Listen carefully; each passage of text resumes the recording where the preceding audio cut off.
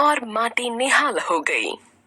राजस्थान के एक जिले डूंगरपुर में एक गांव है जिसका नाम है रास्तापाल। रास्तापाल के विद्यालय की हवा में गीत गूंजते थे। उनके गीतों में मातृभूमि के लिए प्यार भरा होता था। इसी गांव में 2 अध्यापक रहते थे। एक का नाम नाना भाई खांट जी और दूसरे का नाम सेंगा भाई था। ये दोनों अध्यापक विद्यालय में बच्चों को पढ़ाने के साथ साथ देश प्रेम की भी शिक्षा देते थे।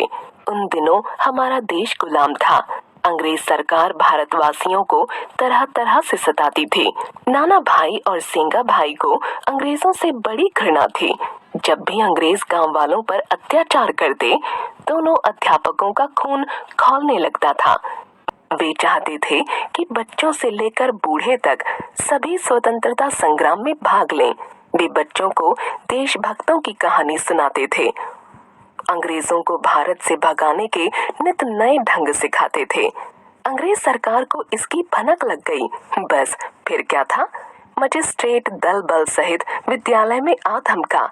उसने डपट कर कहा, यह विद्यालय अभी बंद करो। आपके कहने से हम विद्यालय बंद नहीं करेंगे। सेंगा भाई ने निर्भीकता से उत्तर दिया। इतना सुनना था कि मजिस्ट्रेट आपे से बाहर हो गया। तुम्हारी इतनी हिम्मत कि तुम मेरी बात टालो, वह चिल्लाया। बांध दो इसे जीप के पीछे। उसने सिपाहियों को आदेश दिया। इससे पहले कि सिपाही आगे बढ़ते, नाना भाई गरज उठे, खबरदार, अगर किसी ने सेंगा भाई को हाथ भी लगाया तो। अभी वह अपनी बात पूरी भी नहीं कर पाए थे कि सिपाहियों ने उन्हें बंदूक की नोक से पीट पीट कर अधमरा कर दिया। उसी विद्यालय में काली बाई नाम की एक छात्रा भी पढ़ती थी। उसकी आयु केवल 13 वर्ष थी। उससे यह दृश्य नहीं देखा गया। वह तेजी से आगे बढ़ी। उसने जीप का रास्ता रोक लिया। छोड़ दो हमारे गुरुजी को, कहते हुए सिपाहियों से उलझ गई। पुलिस ने उसे पकड़कर पीछे की ओर धकेल दिया। कालीबाई ने हिम्मत नहीं हारी। वह फुर्ती से उठी और विद्यालय में पड़ी दराती लेकर जीप की ओर दौड़ी।